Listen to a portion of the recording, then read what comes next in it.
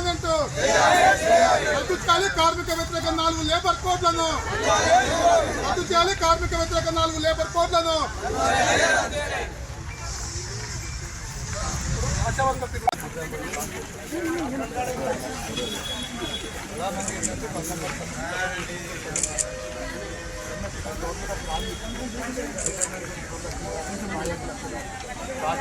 దాదాపు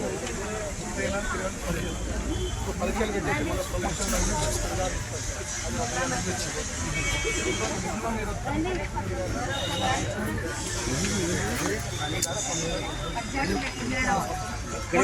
ప్రమోషన్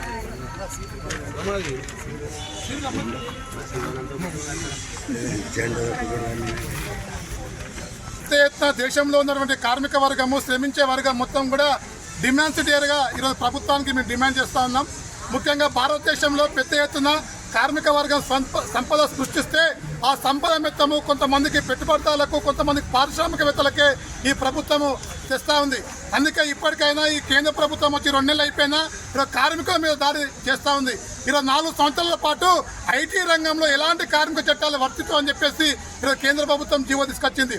అదేవిధంగా ఈరోజు పీఎఫ్ ఎవరైతే ఉంటారో ఎవరైతే పీఎఫ్ కడతారో పీఎఫ్ కట్టే యజమాని ఇంతకుముందు కట్టకుంటే 25% పెనాల్టీ ఉండేది. కానీ ఇప్పుడు ఈ ప్రభుత్వం వచ్చిన తర్వాత ఈ 2 నెలల కాలంలో 25% నుంచి 5% ఈరోజు పెనాల్టీ వేస్తూ ఉంది.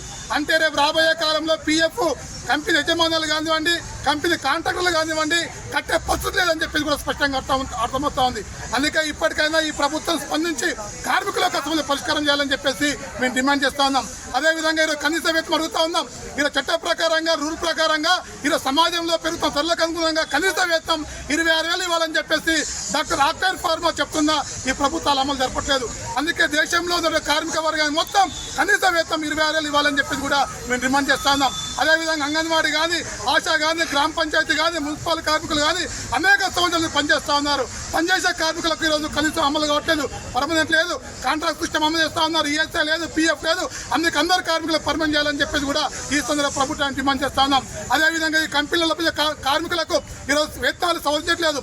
దాదాపు 15 ఏళ్ళైనా 20 ఏళ్ళైనా ఈ ప్రభుత్వం వచ్చిన తర్వాత అంతకుముందు ఉన్న ప్రభుత్వం కూడా ఈరోజు వేతనాలు పెంచట్లేదు. అందుకే వేతనాలు పెంచాలా, జీవోలు ఈరోజు తీసుకురావాలని చెప్పేసి కూడా మేము ప్రభుత్వాన్ని డిమాండ్ చేస్తూ ఉన్నాం.